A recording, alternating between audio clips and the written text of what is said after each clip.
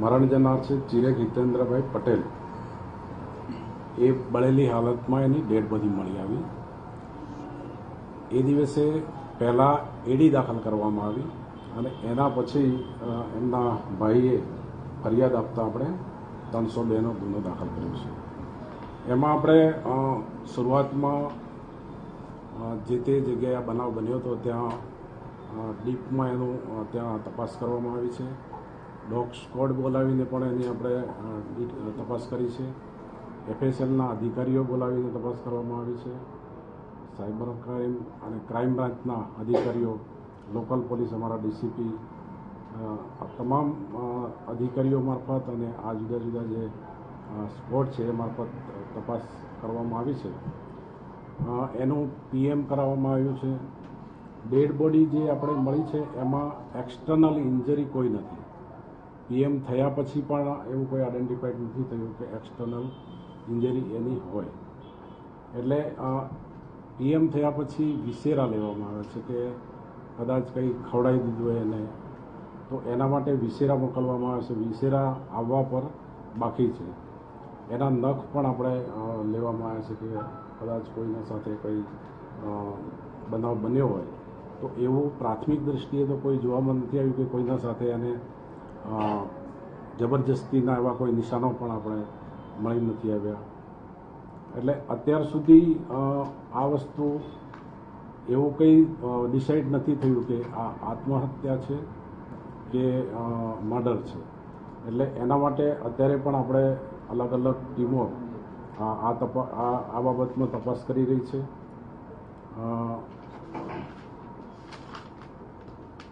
અમે હ્યુમન રિસોર્સિસનો ઉપયોગ કરીને, બાતમીદારો રાખીને એ લાઇન પર પણ તપાસ ચાલુ છે. ટેકનોલોજીનો ઉપયોગ કરીને પણ અત્યારે ઓલરેડી તપાસ ચાલુ છે. એના ઘરેથી આ ભાઈ તે દિવસે બપોરે નીકળે છે અને એનો રૂટ જે રૂટે નીકળે છે એ લાઇનમાં પણ અમારી તપાસ ચાલુ છે. દરેક જગ્યાએ બે જણા માણસો પણ મળી આવ્યા છે અને જોનાર અને CCTV ફૂટેજમાં પણ એ શરૂઆતથી છેલ્લે સુધી એકલો જ છે. એટલે અત્યાર સુધી જે તપાસ થઈ છે એમાં આત્મહત્યા કરીએ એવું લાગે છે, પણ એવું અમે કહી ના શકીએ કેમ કે હજી અમારા FSL રિપોર્ટ બાકી છે અને બાકીની તપાસ પણ અમે ઓલરેડી કરી રહ્યા છીએ. એ બધું આવી જાય પછી ફાઇનલ આપણે કહી શકીએ. CDRમાં છેલ્લો કોલ કોને કર્યો છે એવું મળ્યું છે? CDRમાં છેલ્લો કોલ એના ભાઈ સાથે વાત થઈ છે. છેલ્લો કોલ એના ભાઈ સાથે વાત થઈ. આ કઠવાડાના એક ટોલટેક્સના CCTV મળ્યા છે, એમાં જતા દેખાય છે પણ પરત નથી આવતો. તો પછી આ બાઇક લઈ અને ત્યાં કઠવાડા ત્યાંથી લાશ મળી ત્યાં કઈ રીતે પહોંચ્યું? આખો રૂટ કઈ રીતે એમ કે CCTV મળ્યા છે? અહીંથી એન્ટ્રી દેખાય છે મંદિરે જે જગ્યાએ ગયા હતા એ ચિરાગ પટેલ તો એ જતા દેખાય છે, પરંતુ પરત આવતા નથી દેખાતા. એવા કોઈ CCTV ફૂટેજ છે પરત આવતા હોય કઈ દેખાય? કઠવાડાના કોઈ CCTV નાના ચિલોડા તરફ જતા? હું આપને જણાવી દઉં, ટોટલ અમારી પાસે 7 CCTV ફૂટેજ છે.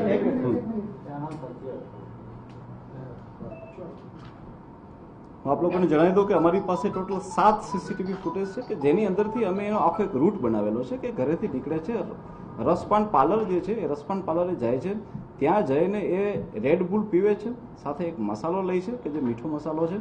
એ મીઠો મસાલો લઈને રોંગ ડાયરેક્શનમાં આવીને ટેબલી હનુમાન સુધી પહોંચે છે. આ ટેબલી હનુમાન સુધી પહોંચે છે એના 7 CCTV ફૂટેજમાંથી એક ક્લિયર થાય છે કે તે ત્યાં એકલો પહોંચેલો છે. એના પછી જે છે આઈ વિટનેસ મળી આવે છે. એ મંદિરના જે મહંત સ્વામી છે એ વિટનેસ પુરાવે છે કે એને અહીંયા બેઠેલો એકલો જોયેલો છે, ત્યાં સુધી એ એકલો બેઠેલો છે. આ સિવાય એણે 10 રૂપિયાની એક પાણીની બોટલ ખરીદેલી છે. એની પુષ્ટિ પણ ત્યાં એક રહેલો પાનનો ગલ્લો છે એ વ્યક્તિ આપે છે કે એની પાસેથી 10 રૂપિયાની પાણીની બોટલ રહી છે. આ સમય જે છે તે 4:15 વાગ્યા સુધીનો છે. એના પછીનું જે મોબાઈલનું લોકેશન મળે છે એ છે 4:58 જે એના ભાઈની સાથે વાતચીત કરે છે, જે માત્ર 13 સેકન્ડની વાતચીત છે. જે એનો ભાઈ કહે છે કે મેં એને પૂછ્યું હતું કે RTGS થી પેમેન્ટ કરવાનું છે તારે, એનો મને કોડ આપજો. આ માત્ર 13 સેકન્ડની વાતચીત છે. એના પછી જે FSLનો જે રિપોર્ટ આવેલો છે એ FSLના રિપોર્ટમાં એના પેટમાંથી રાઈસના દાણા મળેલા છે. એ રાઈસના દાણા મળેલા છે એ એટલે કે 3 થી 4 કલાક સુધીમાં જ એ જમ્યું, એના 3 થી 4 કલાકમાં જ એનું ડેથ થયું છે. એને આ ડેથનો સમય જે 5 થી 6:30 એટલા માટે રાખી શકાય એમ છે. એટલે સાહેબ બપોરના એટલે કે સાંજના સમય નથી થઈ શક્યા? નહીં, સાંજના સમય નથી થયો. સાહેબ આપઘાત કર્યું એવું લાગી રહ્યું છે, તો કેવી રીતના એવું લાગે છે? શું કેવી રીતના એને કર્યું હશે? ત્યાંથી કઈ મળી આવ્યું નથી? અત્યારે એક્સટર્નલ ઇન્જરી કંઈ જ નથી. આપણે PM નોટમાં પણ કંઈ આવ્યું નથી.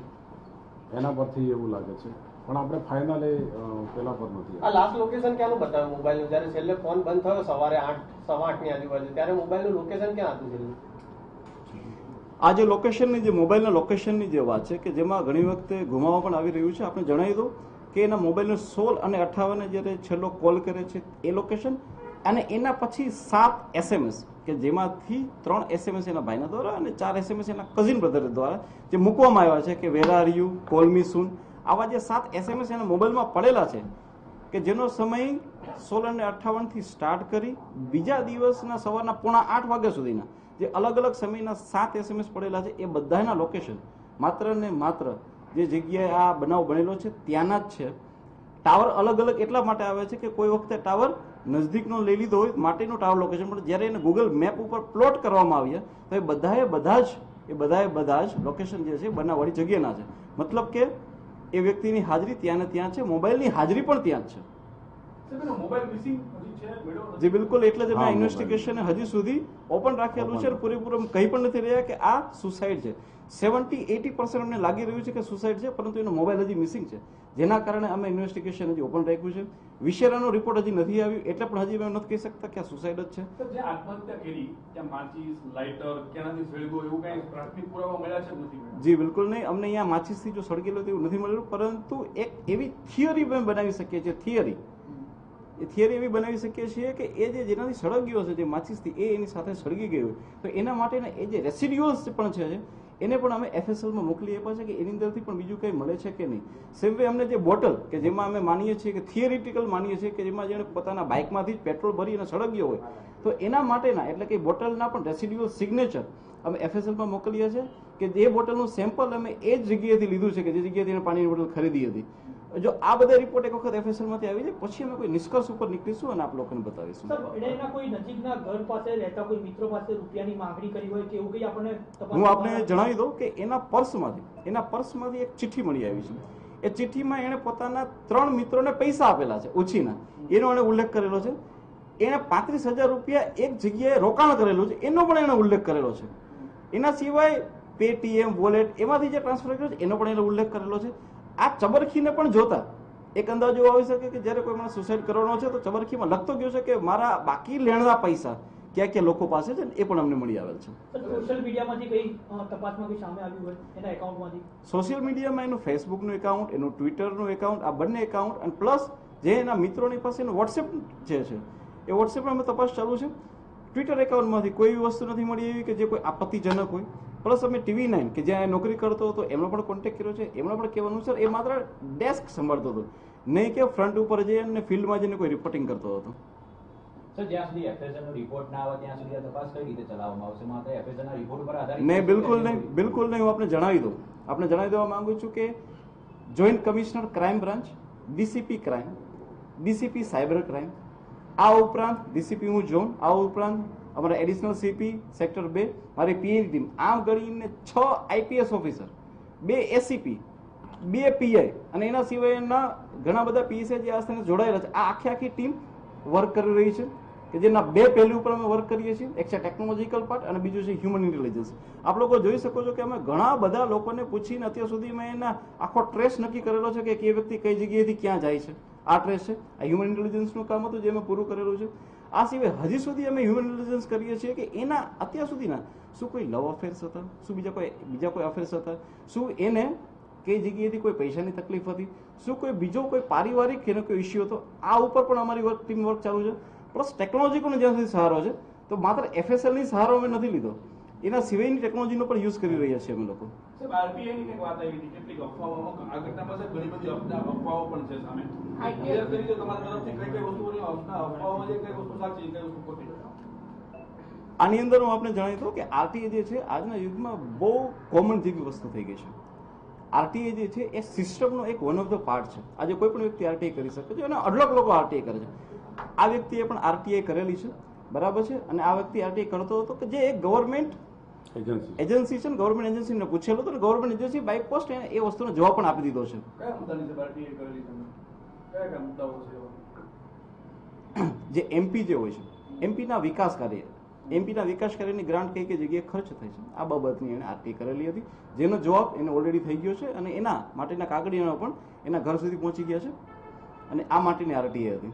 તો હવે હત્યા જો હોય, આત્મહત્યા તમે 70% આત્મહત્યા કરી રહ્યા છો, 30%માં હત્યા છે. હું ટકાવારી નહીં બાંધી શકું. હું આપણે કહીશું કે we are open for the both, either suicide or either for the homicide. Sir ખાસ તો તમે કહ્યું કે એ લોકો ત્યાં બેઠો તો કોઈની વેઇટ કરી રહ્યો તો એવી કન્ડિશનમાં જોવા મળ્યો તો જે લોકોની તમે પૂછપરછ કરી તો શું એ કોઈ સીસીટીવીમાં કોઈ શંકાસ્પદ વ્યક્તિ ત્યાં ગયું હોય એવું કંઈ સામે આવી છે? જી નહીં, હું આપને એવું નથી કહી રહ્યો કે કોઈ વેઇટ કરી રહ્યો હતો. એ જ્યાં બેઠેલો છે એની પુષ્ટિ મહંત રોકડિયા બાપુએ કરેલી છે કે મેં આ વ્યક્તિને ત્યાં બેઠેલો જોયો છે બાઇક ઉપર અને એકલો હતો. સર, કેટલાક નિવેદન આમાં અત્યાર સુધીમાં આ કેસની અંદર કેટલાક નિવેદન, કેટલાક સીસીટીવી ફૂટેજ અને કઈ કઈ વસ્તુ આપણે તપાસી છે નોટિસ લઈ જવા માટે? આની અંદર 7 જેટલા સીસીટીવી ફૂટેજ અઢળક તપાસવામાં આવ્યા છે, પણ 7 સીસીટીવી ફૂટેજમાંથી અમને એ મળી આવેલ છે. આ આંકડો હું તમને આપું છું. આના સિવાયના અઢળક નિવેદનો લેવામાં આવે છે, પણ એમાંથી જેટલા રિલેવન્સ નિવેદન છે એ નિવેદનને આની અંદર મૂકવામાં આવ્યા છે. મોતનો સમય કેટલો લાગે તમને અંદાજે? મોતનો જે સમય છે એ તમે એફએસએલમાં નક્કી કરો છો કે એણે રાઈસ ખાધા છે, જેની પુષ્ટિ એના પરિવારે કરેલી છે. આ રાઈસ જે એણે ખાધેલા છે એ એણે બપોરે 2 થી 2:30 વાગ્યાના સમયમાં ખાધેલા છે. એ રાઈસ એના પેટમાંથી હજી મળી આવેલા છે. એનો મતલબ એમ થાય કે 3 થી 4 કલાકમાં જેનું મૃત્યુ થયું છે ઓર અધરવાઇઝ એ રાઈસ પચી જાત. જાહેર જગ્યા કોઈ અવાવરું કે અવર જવર ને કોઈ હશે કે નહીં? આમ પોલીસ અધિકારી તરીકે તમે શું માનો છો? જગ્યાને તમે શું માનો છો? કઈ રીતે એનાલિસિસ કરો છો? એ અવાવરું જગ્યા છે. એ જગ્યા જે છે ત્યાં ઘણી બધી લોકો ત્યાં અવર જવર ક્યારે હોય છે કે જ્યારે એમ જ કોઈને બેસવા જવું હોય છે, એમ જ કોઈ સમય પસાર કરવા જેવી જગ્યા છે.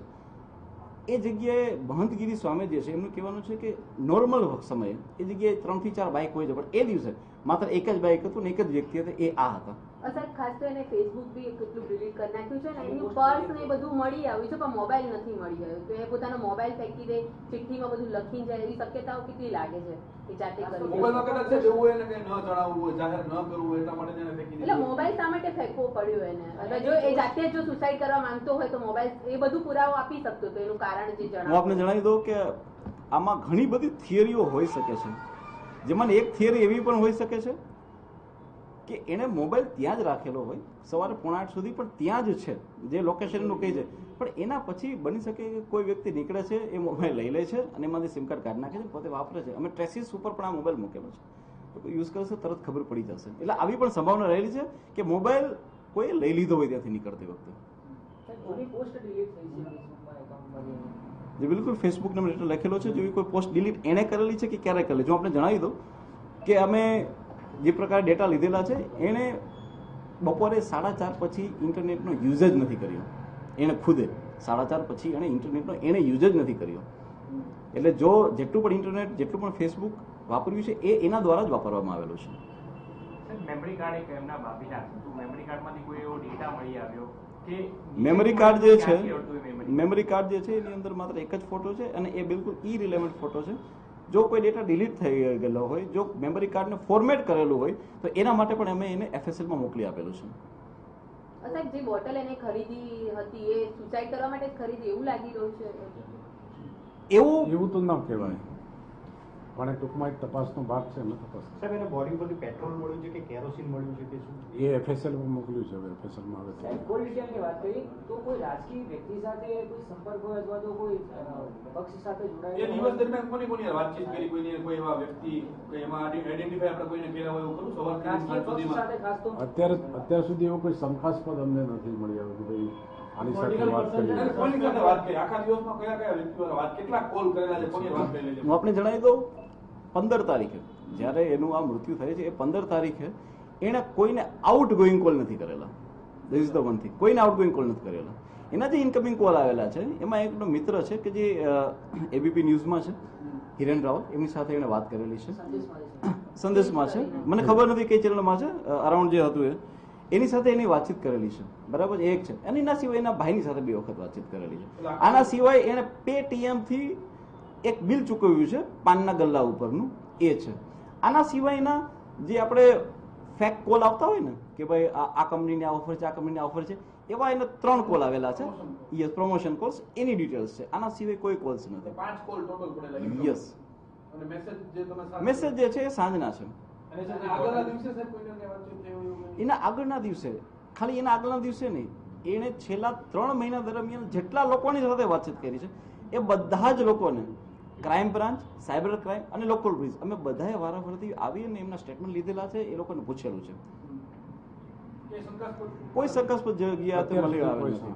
અને ખાસ કરીને તો TV9 માં અમે અઢળક લોકોને પૂછ્યું છે અને TV9 જ કહેવાનું છે કે એને કોઈની સાથે કોઈ એવી શત્રુતા હતી નહીં, કોઈ સાથે એવું હતું નહીં કે જેથી કરીને કોઈનું મર્ડર કરે. હંમેશા હસતો રહેતો હતો અને એનું વર્ક જે હતું એ ફ્રન્ટ ડેસ્ક ઉપર હતું, બરાબર ને, કે જેમાં એને એડિટિંગનું કામ કરવાનું હતું, એ ફિલ્ડનો રિપોર્ટર ના હતો.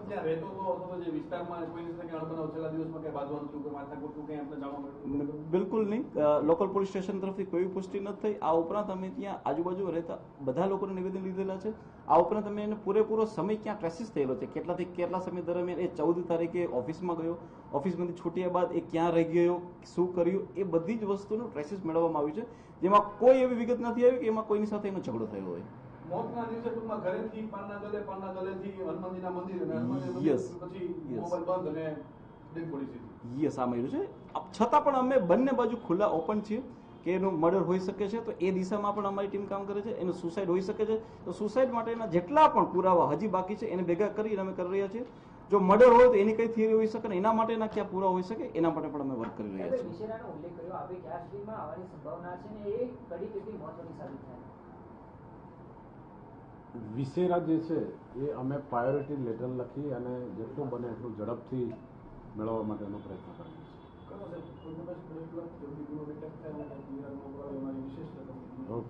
Thank you so much. એક અપીલ જે કરવા માંગીએ છીએ, જે અમારા સીપી સરે પણ કીધું છે અને સેક્ટર સાહેબ પણ કીધેલું છે, આ કેસની અંદર જે એના મિત્રો છે, જે એના સગાવાલા છે, જે એના દૂરના પણ સગાવાલા છે, કહેવા માંગીએ છીએ કે જો ક્યાંય એને કોઈ મુશ્કેલી હોય અને ક્યાંય એને એવું લાગતું હોય કે એને આત્મહત્યા કરવા માટેનું એક આ પરિબળ છે, આ એક કામ છે, તો પ્લીઝ અમને જણાવે.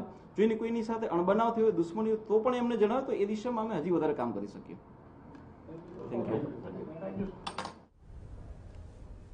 તો અમદાવાદ પોલીસની પ્રેસ કોન્ફરન્સ કે જેમાં ચિરાગ પટેલની હત્યાને લઈને ખુલાસા થાય તેવી શક્યતાઓ હતી, પરંતુ હજી પણ પોલીસ જો અને તોની થિયરી પર જ કામ કરી રહી હોય તે આ પત્રકાર પરિષદમાં સ્પષ્ટ જોવા મળ્યું. પત્રકારોએ તમામ એંગલ્સ સાથે પોલીસને સવાલ પૂછ્યા, તેના જવાબ પણ આપ્યા, જેમાં કહેવામાં આવ્યું કે જે સીસીટીવીમાં ચિરાગ પટેલ દેખાયા હતા તે તમામ સીસીટીવીની તર્કસંગત તપાસ કરવામાં આવી છે. આ સાથે ઇનકમિંગ અને આઉટગોઈંગ કોલ્સની પણ ડિટેલ્સ ચકાસવામાં આવી છે.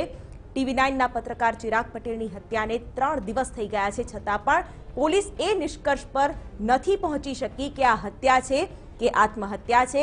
એટલે ઓવરઓલ કહી શકાય કે આ મોતનું રહસ્ય હજુ પણ અકબંધ છે. આત્મહત્યા કરી હોય તેવું લાગી રહ્યું છે, પરંતુ પોલીસ કોઈ ચોક્કસ તારણ પર નથી પહોંચી તેવું પણ આ પત્રકાર પરિષદમાં જણાવવામાં આવ્યું છે.